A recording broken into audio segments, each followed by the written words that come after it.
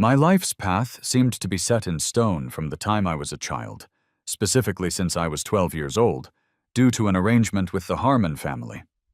Every major decision felt predetermined, leaving very little space for my own desires or choices. When I turned 15, I spent a significant period living with the Harmons. At 18, I enrolled in a university major that held no interest for me, a decision made solely to satisfy both my parents and Sarah's parents. By the time I was 20, Sarah and I were married. 3 years later, Sarah gave birth to our daughter, Emily, and the responsibility of raising her fell primarily to me. In the span of a single decade, my existence became inextricably linked with the Harmon family. We were two individuals living together, bound by a family agreement rather than any mutual affection, and I felt as though I had no personal freedom. "Sarah, let's get a divorce," I said, breaking the silence in the middle of the night. She looked up, asking, "What has gotten into you now?" This was the second occasion I had brought up the subject of ending our marriage. And just like the first time, Sarah responded with sharp, dismissive words. Throughout the 10 years we had known each other, she had always maintained a polite distance. Even after we were married, that formal politeness never faded. We were legally spouses, but our relationship never felt that way. It was more like we were business partners, each fulfilling the specific terms of a contract. In truth, our marriage certificate was exactly that, a contract. "I am not messing around," I replied. "I am serious. I can't continue living this way, Sarah. Please, let me go." My calm and steady tone seemed to irritate her. This time, however, instead of reacting with anger, she paused and knelt on the floor in front of me. "Tell me, what did I do to upset you?" Sarah asked, using the same patient voice she always used, as if she were merely trying to soothe a temporary frustration. "It isn't about you specifically," I explained. "I just do not want this arrangement anymore. This is the divorce agreement. You should look at it and see if there is anything else you want to add. If not, please just sign it. Our daughter is still young. Let's not make this difficult." As I spoke, I retrieved the agreement I had already prepared from the desk drawer and handed it to her. Sarah didn't even glance at the papers before tossing them onto the nearby table. Her expression darkened, and her tone lost its gentle quality. "David, you know Emily is too young to be without her father. Just tell me what you want. As long as it's something I can give you, I will. Please, just stop this." "What if I want your heart? Would you be able to give me that?" I asked, a small, sad smile on my face, as I watched her expression inevitably change. Just as I had anticipated, Sarah's face showed clear discomfort, and her voice lost its earlier firmness. "If we divorce," she asked, "who gets custody of Emily?" "You can pick first, or we can let her decide," I said. I had always been the one receiving decisions made by others, and this time was no different. "I want to be with Mom," a small voice suddenly said from behind us. I turned around and saw Emily standing on the stairs, rubbing her eyes. She had already made her choice. Seeing that I wasn't moving, Sarah stood up and went to Emily, lifting her into her arms. "Sorry, honey," she said gently. "Did we wake you up?" Sarah comforted our daughter, patting her on the back while casting a look in my direction that I interpreted as smug. "Emily, since you are awake," I said, "tell me, if you could only choose one parent to live with, who would it be?" I already knew what she would say, but I felt I had to try one last time. "I want Mom," Emily answered, her voice unwavering. To say I wasn't hurt would be a lie, but I didn't feel any anger toward her. I just ruffled her hair. "All right then. I will respect your choice. When I'm not here, you need to listen to your mom and your grandparents, okay?" I said, sending her back toward her bedroom. "Good night, Mom. Good night, Dad." Emily was an understanding child and didn't linger. She hopped down from her mother's arms and went back to her room.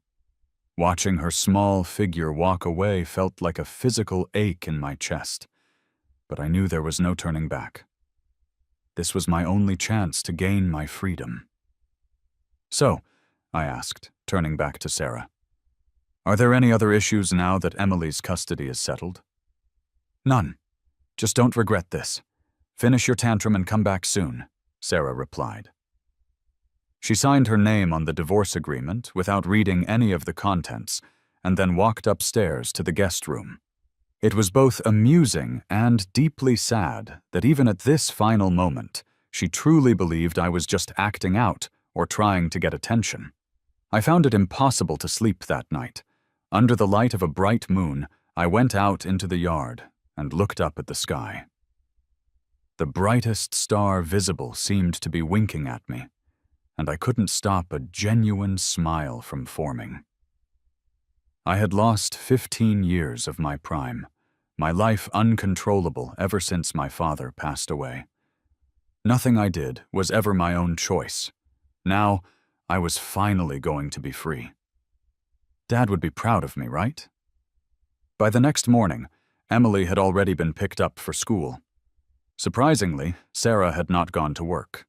She was sitting at the dining table as if she were waiting for me. "Morning, you're up. Have some milk first. Breakfast will be ready soon." Sarah put down her newspaper and stood up, looking exactly like a caring wife waiting for her sleepy husband to rise. This version of Sarah felt incredibly foreign to me. I glanced at the glass of milk in my hand, but didn't drink it. "I'll skip breakfast. Since you're free today, let's go finalize the paperwork." Sarah looked annoyed, but didn't argue. She grabbed her coat and headed for the door. I retrieved the papers I had prepared and followed her. The process of getting divorced was far more complicated than getting married had been, but after a few hours, it was all sorted out. Holding the dark red folder containing the final documents, I felt an immense weight lift from my chest. On the drive back, Sarah was behind the wheel again. This time, I chose to sit in the back seat. After what felt like a very long silence, she finally spoke, looking at me through the rearview mirror. "If you are angry because I forgot our wedding anniversary, I'm sorry. That was my mistake. I won't defend myself, and I promise it won't happen again." I offered no response, and truthfully, I didn't feel anything. Yesterday had been both our wedding anniversary and my 28th birthday. Sarah had neither remembered nor acknowledged it. She finally came home late at night, waking me as she stumbled into the room. I quickly got up to help support her, guiding her to the couch and pouring her a glass of water. "Sorry for waking you up," she mumbled. I had hoped the apology was for coming home so late and missing our anniversary and my birthday, but she didn't mention either. I knew she had completely forgotten. "Was tonight's client really that difficult to deal with? Why did you drink so much?" I asked, while helping her remove her coat, trying to understand the situation. Typically, I never asked about her work, but on that particular day, I truly wanted to know what was keeping her so busy. Maybe she didn't expect the question. Sarah looked a bit uneasy, but eventually explained patiently. "Luckily, it was just a night out with friends. You should head to bed. I'm going to wash up, and in the future, don't wait up for me. Just go to bed if you're tired." After saying this, without waiting for me to agree, she got up and headed upstairs. "Sarah, let's get a divorce," I said. I spoke calmly and didn't move from my seat, which caused Sarah to stop halfway up the stairs. Sarah's sudden stop on the stairs in my memory brought my thoughts back to the present, sitting in the car. Without waiting for her to park, I went upstairs to grab my belongings. It was just a few documents and personal items, packed into a small suitcase, the same way my mom had sent me to the Harmons all those years ago. Sarah caught up to me just as I was about to leave the house. She looked slightly panicked and tried to stop me. "David, what are you doing? Where are you going?" I looked closely at this woman I had been with for nearly a decade. It felt like the first time I was seeing her up close while she was fully awake and aware. "I'm moving out, obviously. You didn't actually think I would stay here for lunch, did you?" Perhaps it was my less than kind tone, or maybe a specific word that hit a nerve, but her expression darkened. "What about the child?" How ironic. Even now she was trying to use our child to make me stay. She must have forgotten that just last night our child had already chosen her. "It is all clearly stated in the divorce papers. The custody goes to you. I am leaving with nothing." Did you forget, Sarah, or did you just not care enough to read it? Sarah, thank you for your care over the years as a couple. Let's part ways here. Unless something completely unexpected happens, we probably won't be meeting again. In my life, I never asked you for anything. Today, as a father, I am asking you this one last thing. No matter what happens in the future, whether you start a new family or not, please treat Emily well. Don't let her end up like us. After finishing what I had to say, I didn't look back at Sarah's grim face. I just started downstairs with my bag. "Where are you going? I'll drive you." Sarah came after me as I approached the door, offering to take my suitcase. I skillfully avoided her reach. "No need. I've already called for a ride. Don't forget to pick up Emily tonight." Thinking of my child caused my heart to ache. I had raised her myself, after all. From the day she was born, I was the one who took care of her. But no matter how much I did, she still favored Sarah. In every choice, she always picked her mom. Last night, I had booked a ticket to fly to End City today, which was my dad's hometown. After his passing and the subsequent deaths of my grandparents, I had never gone back. I didn't even know if it was still the same as I remembered. After losing my dad at 12 and being sent to the Harmons at 15, I had followed the path that was laid out for me. At 20, I married Sarah. Then I watched as she gave birth, and I raised the child. Through all of this, nobody ever asked me if I was willing. For 8 years, I played the role of the perfect husband, the perfect son-in-law, and the perfect father. No matter where I was, people praised me as a model to follow. My success was half due to my dad's influence and half from Sarah's father's guidance. I was the ideal candidate for the Harmons' son-in-law. Every action I took seemed to be meticulously measured. Yet, despite my attempts at perfection, I never won my wife's heart or gained true respect from her family. I was always seen as an outsider. Even the child I had painstakingly raised from birth saw me as second to her mom. I knew all along that Sarah had a long-time boyfriend, a man named Mark. He was from a small southern town, handsome and bright, the ideal look for many women. Unfortunately for them, his background didn't meet the Harmon family's standards. The main issue was that he had a rebellious streak that did not sit well with Sarah's father. Later, I don't know what Sarah's dad did, but the two of them broke up amicably, and soon after, the boy went abroad to study. After that, I was brought into the Harmon family picture. Sarah's father was meticulous about social standing, otherwise I wouldn't have been chosen at such a young age. My family, the Millers, was on par with theirs, and my nature was calm, never one to challenge my elders. After joining the Harmons, besides attending school, I learned how to become the perfect son-in-law for their prestigious family. Doing well meant smiles from Sarah's dad. Failing was met with a look that could kill.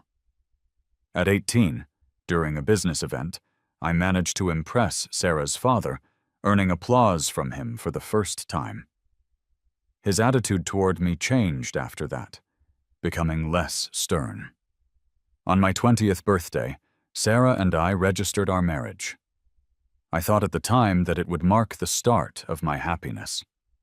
At 23, Sarah, fresh out of college, gave birth to Emily, the first granddaughter in the Harmon family for 3 generations. From that point on, I had a bit of a position in the Harmon household, and I securely held the role of the son-in-law. Back then, I was just discovering the bittersweet nature of love. Even though I knew Sarah loved someone else, I still held on to a dream of growing old with her. So I pinned my hopes on Emily. Like my own father, I gave all my love to her without holding anything back. But, as it turns out, the human heart is not easily tested. No matter how well I taught her, it couldn't compete against the strong Harmon genes. The child I loved so much eventually did not love me back. Just like her mother, she saw me as someone she could boss around without fearing I would leave. Bringing my thoughts back to the present, the plane landed softly. Many years had passed, and End City was no longer how I remembered it. My father's hometown was a quaint and rainy village, located about an hour's drive from the city center. I didn't linger long at the airport. I called a ride-sharing car and headed straight to the village. In the south, it often drizzles. Soon, a light rain began to fall, and the driver drove more cautiously. The driver chatted warmly with me. As I started to get carsick, I only chatted here and there, which made the time pass at a reasonable pace. We soon arrived at the destination. The kind driver noticed I was not a local, so he helped me with my luggage and gave me some advice. "Young man, take care when you're out on your own. Be cautious, avoid empty places, don't ride in strangers' cars, and have fun." "Thanks, I will." "Also, I'm not an outsider. I grew up here," I replied. His warmth touched my heart. It was the first time in many years that anyone had shown genuine care for me. I wasn't lying. I did grow up here. Most of our time was spent in this village before my dad passed away.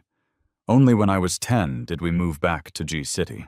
Instead of heading directly to my dad's old house, I booked a stay at a local inn.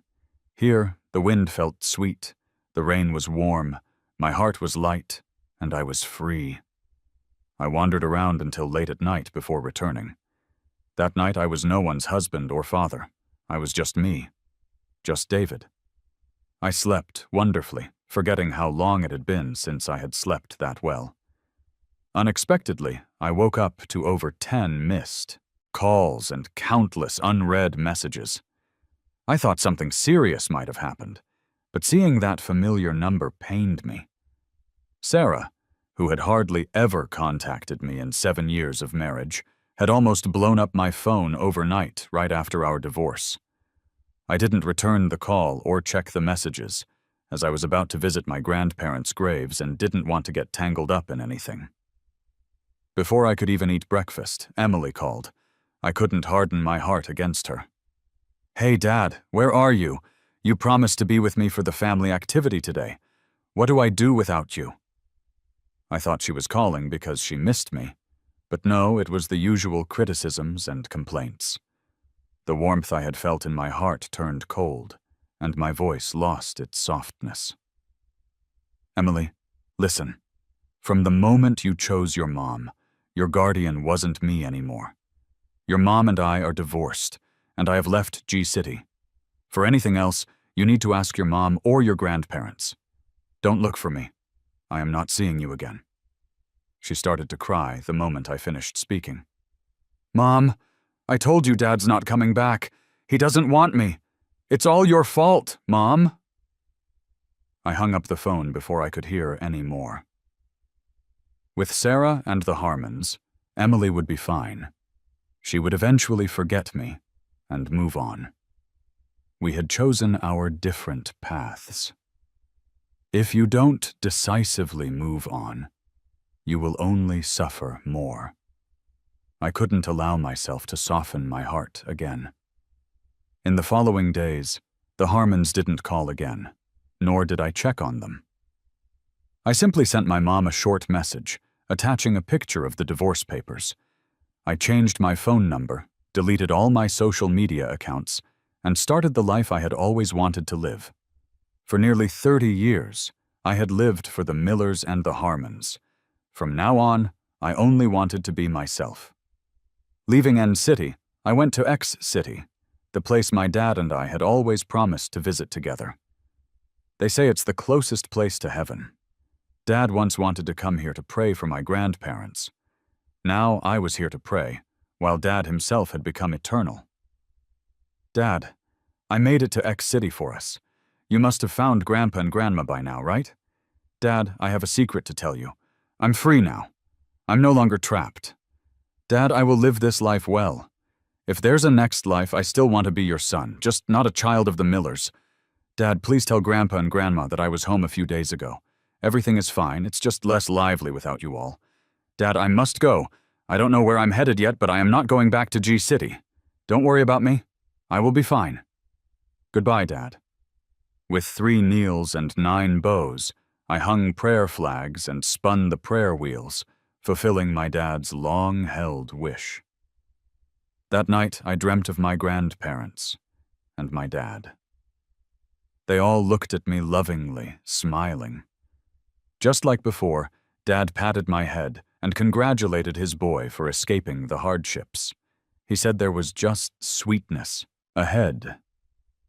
He told me to take care of myself while I was alone and to live bravely. He said if I missed him, I should just look up at the sky, the smiling cloud, the brightest star. That would be him watching me. He reminded me that we are born as independent individuals and told me not to grieve over someone who isn't worth it, not to hold grudges, and to look forward, walk forward, and never look back. In my dreams, I was smiling and happy. But when I woke up, my pillow was already soaked with tears. This was the first time I had dreamed of my father since I got married. I guess he was pretty disappointed in me back then, which is why he didn't visit me. Now, I had bravely said goodbye to the past, and I was able to see my father again. His long-winded advice showed his reluctance to leave and his deep love for me. I packed my bags, ready for my next journey, and then Sarah came. It had been about 20 days since I had last seen her. She was dressed the same, in all black, but it seemed like she had aged overnight. Oh, right.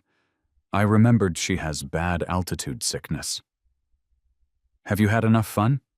Let's head home," she said. I felt a brief moment of pity for her, but as soon as she spoke, those feelings vanished. "If you are sick, get treated. If you're out of your mind, get a new head. The Harmons have the resources. You'll figure it out. All you talk about is fun. Since when did you ever see me having fun?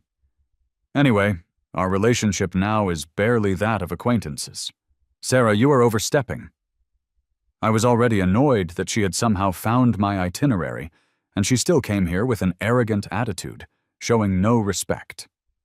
I was looking for a way to vent my frustration, and she arrived at the perfect time. "No, I didn't mean that.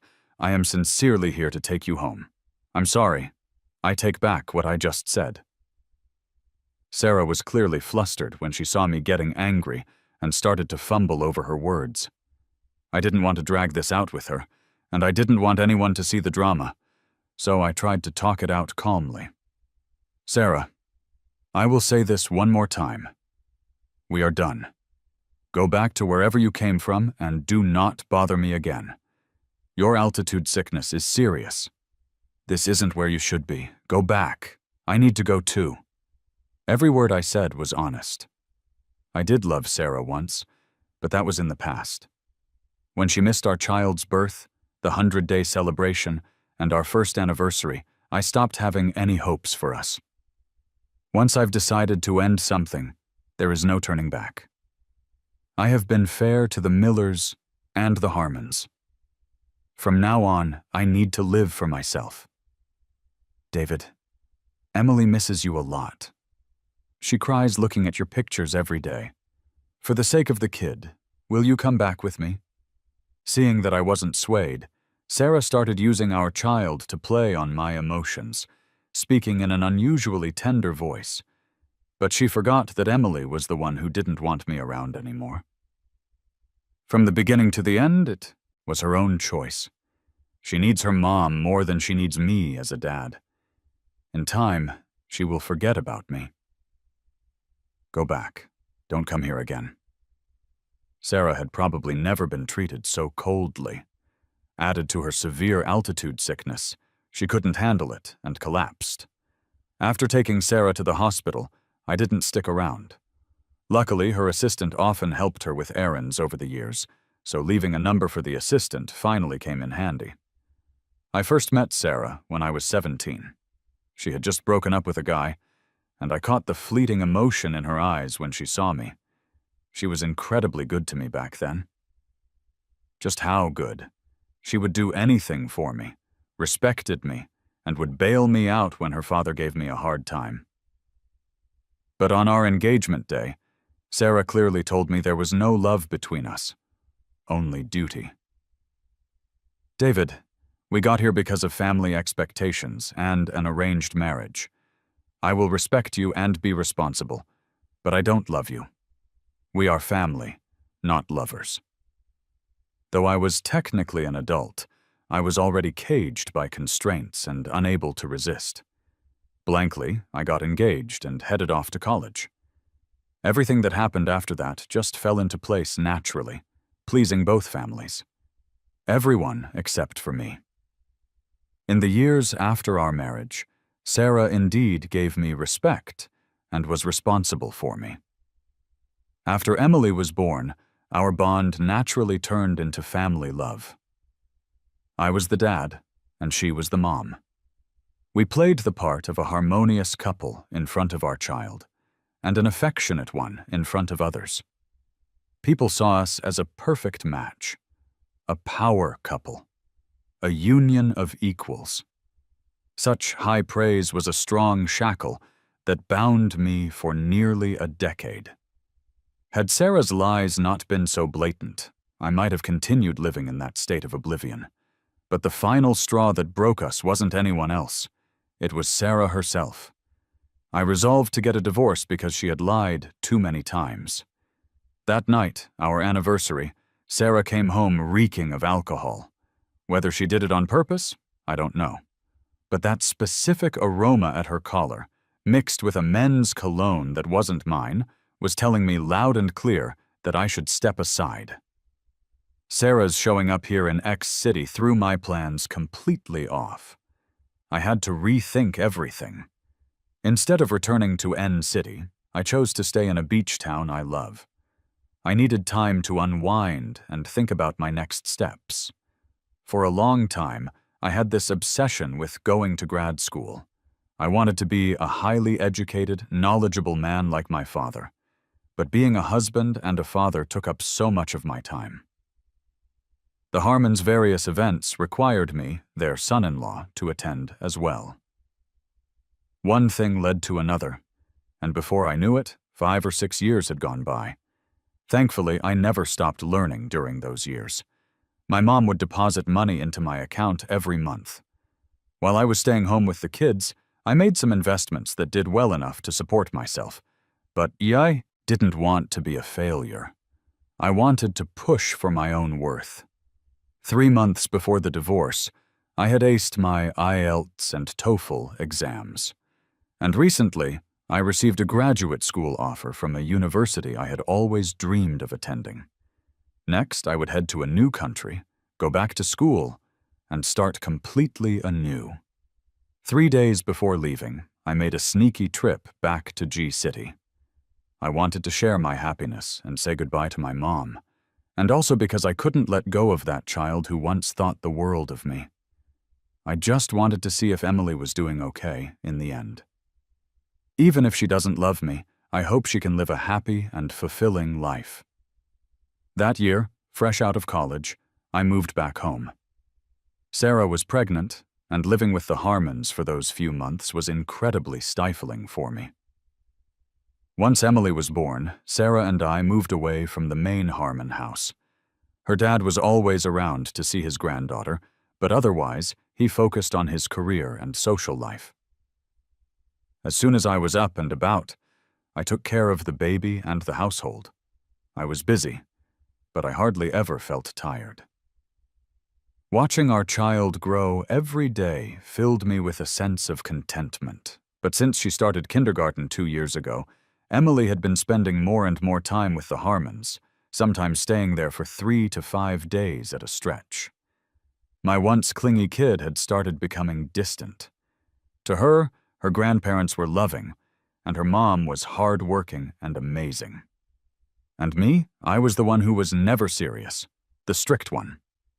I remember the day 6 months ago when I first mentioned divorce to Sarah. She dropped her usual gentle demeanor and accused me of being idle and just making trouble. The daughter I had pampered from the start stood against me. She said, "Dad, you're being too much. Mom dotes on you, goes along with everything you say, and takes care of everything in and out of the house, all while you laze around like a bum living a life of luxury. What more do you want?" That was the first time I had seen those looks of disdain and disgust on a child so young. Exactly those 2 words. Emily stared at me like I was a stranger, without a hint of love or admiration. In the months that followed, Emily showed me how she felt. Whenever Sarah wasn't home, she would stay at the old place, telling me not to bother picking her up unless it was urgent. What finally made me give up on her was her choice that one night. 5 years old is not 3. She is aware, and maybe somewhere in her mind she thinks her dad can't give her the life she wants. So, our father-daughter bond. It's done. This time, she wouldn't know I was here. I only wanted to see her one more time, to remember what she looks like. From now on, we would both live our own lives. I disguised myself and went straight to Emily's kindergarten. Before coming, I had secretly reached out to her teacher, Mr. Chen, to explain the situation. Entering the campus was a breeze. "Emily's dad. Emily's not been herself lately," Mr. Chen noted. "In class, she just stares off into space. The bubbly, lively kid she was has been so unusually quiet recently. It's almost scary. He is around my age and popular with the kids. He even pulled up the security footage to show me what Emily had been up to." "Some stuff has happened at home recently," I said vaguely. "She might just need some time to adjust. Please keep an eye on her, and if anything comes up, let her mom or grandparents know right away. Also, please keep my visit today just between us. Don't tell anyone, not even Emily. I'm on a business trip, and she can't know." I didn't mention the divorce. Both families aren't your average kind, and the entanglement of interests is intricate. I didn't need any extra trouble right now. Through the monitors, I saw Emily. She wasn't lying. She seemed a bit down, just as Mr. Chen had said, but I wasn't self-centered enough to think it was because of me. Even though Emily is Sarah's daughter, except for a little dimple when she smiles, she is the spitting image of Sarah in every other way. She's serious, almost like a little old soul, but when she smiles, she's like a breeze of fresh air. Those Harmon genes run strong. The women are gorgeous, the men are handsome, and their IQ is off the charts. The only hitch is that their EQs are pretty low, unless they truly care about you. After seeing Emily and bidding farewell to my dad, I didn't head to the Millers or the Harmons' house. Instead, I stayed near the airport to prepare for my flight to the US the next morning. I always knew Sarah was capable, but I didn't expect her to move so fast. I had been in my hotel room for barely 30 minutes when Sarah showed up with Emily. Seeing those 2 identical faces and their matching outfits, I was momentarily taken aback. Sarah dressing up like this? "What are you doing here?" I asked after a brief daze, recalling how things between us had changed. My voice was cold, devoid of any warmth. Before Sarah could answer, Emily broke free from her mom's hand and rushed toward me. "Dad, I've missed you!" Before, I would have immediately knelt to hug this child who was already up to my waist. But now, I quietly took a step back, both to prevent her from falling and to avoid her touch. "Stop. Stay back. I am not your dad anymore." With my flight scheduled for the next day, I didn't want any last-minute complications. I didn't want to give her hope, only to let her down again. My tone was stern, and Emily froze, looking from her mom to me before bursting into tears. "Dad, it's me, Emily. Don't you recognize me? Mom, tell Dad who I am. Did he forget like people do on TV?" Finally shaken out of her daze by Emily's cries, Sarah knelt to scoop Emily up. "Dad doesn't forget. You just got so big Dad can't pick you up anymore. Look, I can. Isn't it the same?" She comforted Emily while signaling to me with her eyes to play along. Sarah's voice, softer and deeper than I had ever heard it, suddenly made everything click. She wasn't incapable of love. She just didn't love me. But I'm David, and I've always been a rebel at heart. So what if the kid was born to her? We were divorced. Why should I pretend to play along? So I reiterated, "Emily, listen up. I do not have amnesia. I know who you are. You are Sarah's daughter. You used to be my daughter too, but not anymore. Don't call me Dad anymore and stop bothering me. And you, Sarah," I said, turning to her, "don't think I don't know what you're scheming. Since you're here, let's make it clear. Since the child was given to you, you are her only guardian. I hope you fulfill your responsibility as a mother. You don't have to do everything yourself, but at least provide some basic companionship. The teacher said she has been down lately, always daydreaming. We both know why that is. The BR Group is a big company with plenty of management talent. There's no reason you need to be involved in everything, right? Spend more time with her, do crafts, play games, read, exercise. All the things you threw onto me, try not to skip out on them in the future." After saying all that, I didn't dare to look at Emily's tear-streaked face. But I didn't miss the expression on Sarah's face, which was full of confusion and anger. She got to be a mom in minutes, while I spent 5 years raising that kid for her. If I didn't speak up, she might think feeding a child was all there was to it. I didn't acknowledge the look on her face as she struggled to speak. I just pushed them both out the door. "It's late. Take her back, and don't come here again," I said as I slammed the door, letting them knock in vain. As I heard their footsteps fade away, I couldn't hold back the tears any longer. "I'm sorry, Emily. Your dad had to push you away. Grow up strong and brave."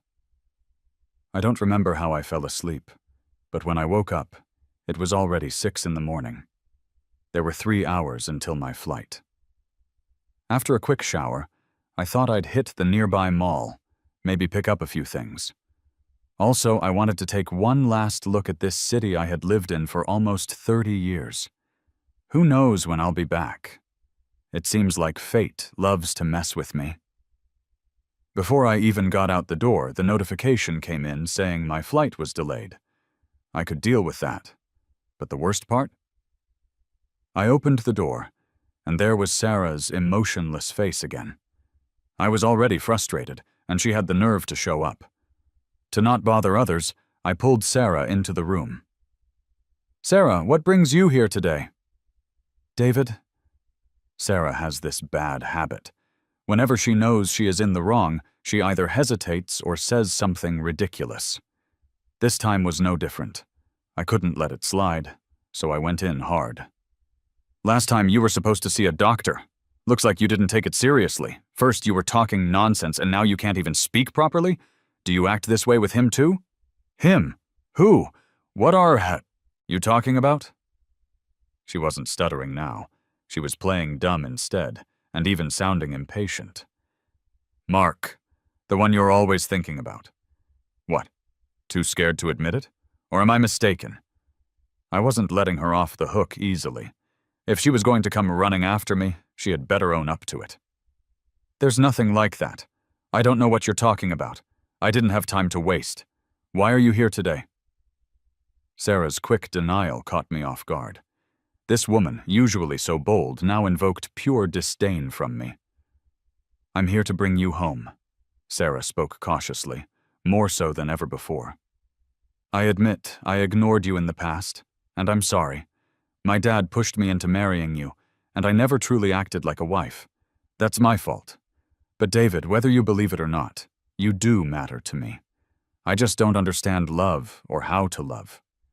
If she had shown even a bit of genuine regret or admitted outright that she didn't love me, maybe I would have given her a slight benefit of the doubt. But her constant denial made me not want to waste another second on her. "No, Sarah, it's not that you can't love. You know love more than anyone. You love your kids, your parents, and the person in your heart. You just can't love me. It's clear why you're here. The kid is hard to handle, and you're stuck without your free babysitter. You've come to trick me into going back. But Sarah, I am a living person, not an object. I owe you nothing. You have taken more than 10 years of my life. Isn't that enough? I have always played the part of a good Harmon, honest, hard-working, never overstepping. What did I do? Disturb your ancestors in a past life, or commit some heinous crime to deserve this torment? Even after the divorce, you won't leave me alone." By the end, I was sobbing uncontrollably. I've never understood why she married me despite not loving me, or why she keeps hurting me even though I am the one suffering. I did everything right, but she never saw me. But it's her inaction that led to her father's contempt for me and the kids changing every time they came back. More than anything, I despise Sarah. She is the real villain here. Seeing my resolve, Sarah left in disgrace, her apologies falling on deaf ears. I just knew that from this day forward, I wanted nothing to do with her ever again. At noon, after nearly a 3-hour delay, the plane finally took off. Once we broke through the clouds, I felt my heart finally begin to settle. From now on, I am no longer anyone's accessory. I am just me. Just David. Maybe it was all the tension finally releasing, but I soon drifted off to sleep. In my dreams, my dad appeared again, smiling and wishing me well, regretting saying goodbye. Then Emily's face showed up, scenes from her birth to her tear-streaked face yesterday flashing by like a slideshow in my mind. In my dream, her cries for Daddy cut deep, tearing my heart apart.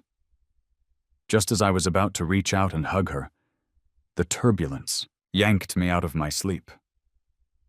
Oh, it was just a dream. The early light broke through.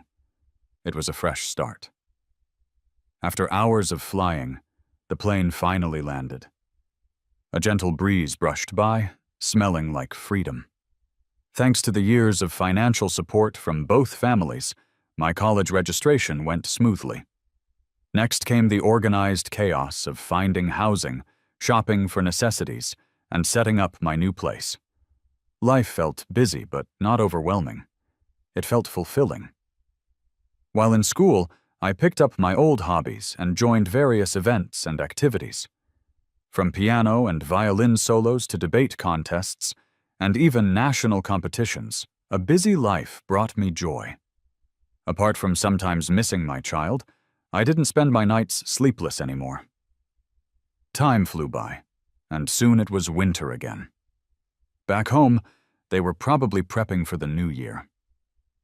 These past months, I hadn't contacted anyone back home or checked on their lives. The Harmons were none of my business, and my mom had a new family now.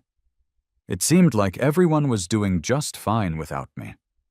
As the clock ticked on, it was 3 days until New Year's Eve. Even though I wasn't going back home, I was prepping for the new year. It was my first time celebrating it alone, and I didn't want it to feel too shabby.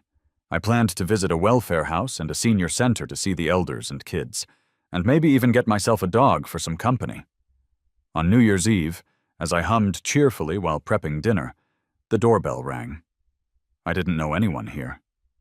At this hour, who else could it be but the property management? When I checked the video doorbell, it was, as I expected, Sarah. I didn't open the door. I called management to handle it, and then got back to making dumplings, relishing in being busy. Before long, the doorbell rang again. Just as I was about to get annoyed, I heard a familiar voice. It was my teacher, Dr. Elena Vance. She's Chinese-American, speaks fluent Mandarin, and is this graceful, efficient woman who settled in the U.S. with her parents when she was young. She is my senior by 5 years, already a professor while I'm still a student. We haven't known each other long, but she has left a good impression. Humble, polite, composed, and attentive. With her help and encouragement, I've managed to adapt to the intense study load quickly. My teacher didn't come in. She said she didn't want to inconvenience me. She just happened to be nearby, dropping off some things and checking in. I appreciated the gesture but felt uneasy. I'm scared of interacting with the opposite sex like this. Her not coming in eased my nerves a bit. After a brief chat, she left, reminding me to stay safe and not to open the door to strangers. She wanted to invite me over for New Year's, but I declined. Regardless of how close we were, I wasn't ready to get too involved with someone else's family. Sarah didn't come back for the rest of the day. I don't know what management did, but it was for the best. During this short break, I visited elders and kids, paid respects to prestigious professors, and explored admired buildings from foreign lands. I learned lots of new things I hadn't known before. It turns out I could live well without others' protection. The world outside is so big and fascinating.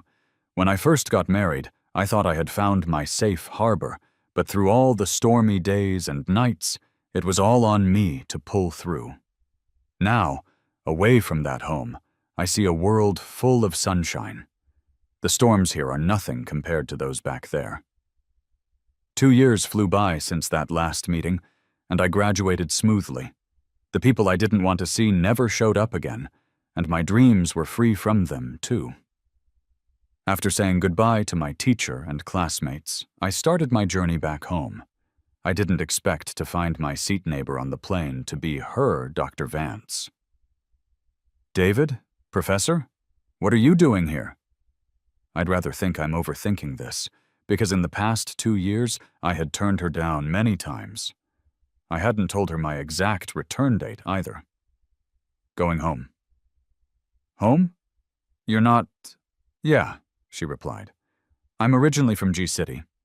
Even after moving, I've always wanted to regain my citizenship." I remembered her mentioning hope for her application about 6 months back, but I hadn't asked for any updates. We chatted on and off during the long flight, our conversations often punctuated by long silences. As the plane entered our country's airspace, she suddenly asked, "David, can I pursue you now?" I was already groggy from the flight, so it took a moment to understand what she meant. What? I mean, now that I have returned to my country, can I pursue you? Sorry, I didn't catch that. Elena, I'm grateful for your affection, but I still feel the same way. I'm not worthy. I'm a divorced guy, more interested in a career than in marriage. You're amazing and deserving of someone equally wonderful. Once more, I turned down her feelings. The wounds from an 8-year marriage still lingered, and my fear of marriage needs time to heal. Back home, I returned to N City. Here, I made my childhood dream come true. I opened a guest house. Having been treated like a commodity growing up, I always yearned for my own home. Now I have one, and I can keep a light on for travelers. Through that glow, I see the child David, telling his faint figure, "David, thank you for being brave, for giving me today." We achieved our dreams. Moving on from the past with that childhood resolve, I've journeyed through year after year. There are no marriage chains, no emotional ties. I have fulfilled the wishes my father had for me. Another winter came as I set foot again on G-City's homeland. First, I visited my father's grave to update him on my life. I secretly went to the school where Emily is studying now. Unfortunately, I didn't catch a glimpse of her until the very end. The bonds between people can be like that. Once they're exhausted, even if you brush shoulders, it's hard to meet again. As father and daughter, in the end, we drifted apart. Sarah's epilogue. I first met David 2 years after my breakup. He was just a 17-year-old boy back then, but he was already handsome and stood tall, with the refined air of an intellectual family in every gesture. Maybe because of preconceived notions and pressure from my dad, I didn't like him per se, but I didn't dislike him either.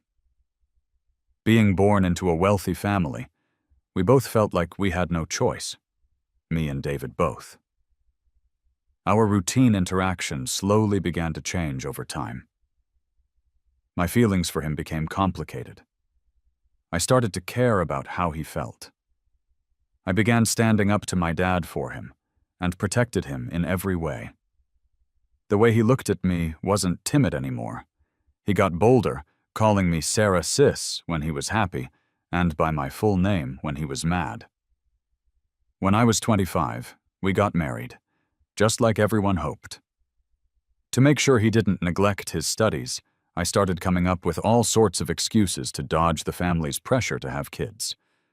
Until that unexpected moment, we seeded our hopes, and the next summer, Emily arrived right on cue. Later, I missed the 100th day celebration of our kid because of work, leaving him, who was naturally shy, to handle the whole event alone.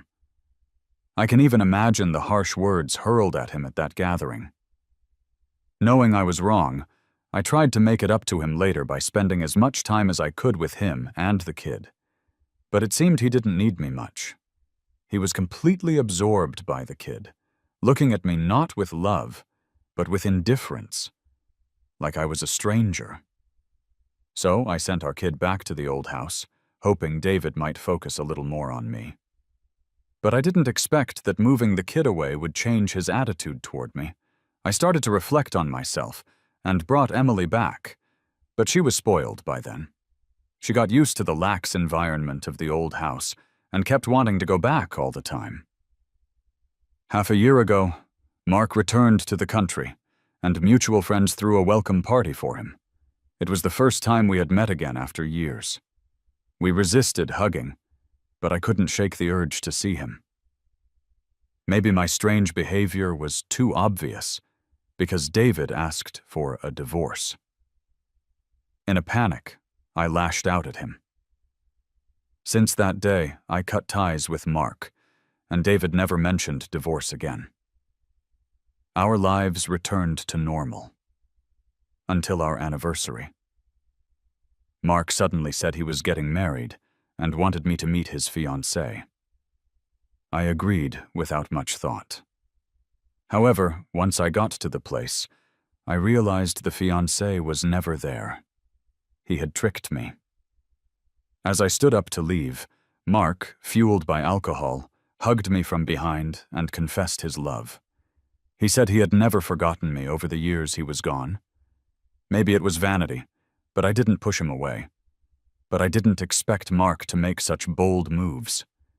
David's image flashed in my mind, and I snapped back to reality, pushing away the boy who had once filled my heart. I was scared to go home, scared to face David. I was terrified he would find out I had met Mark again. So I lied, saying I had a work thing, and stayed late at the office, drinking alone.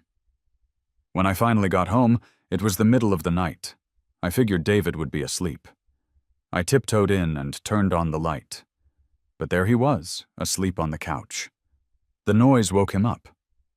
We had been married 7 or 8 years, and he had waited up for me countless times.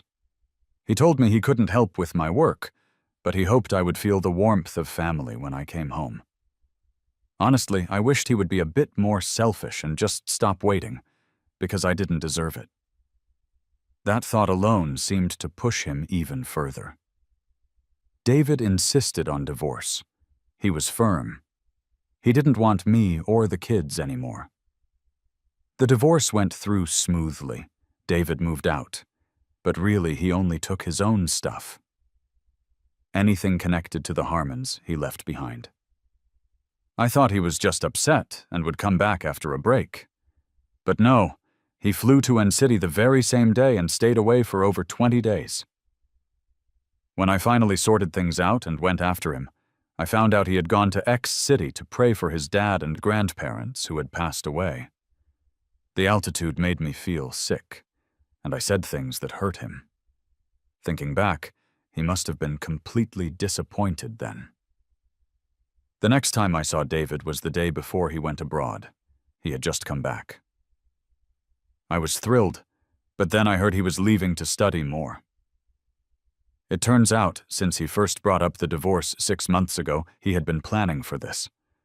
I tried bringing him back with our child, hoping for another chance, thinking of the kid. But I was dead wrong. From the moment he decided he didn't want me, he meant no one related to me either. If I was the executioner of his heart, Emily was an accomplice. We both killed the David who was once all about us. The next day, I went to David's hotel. I wanted to show him I had changed, to win him back. I was wrong again.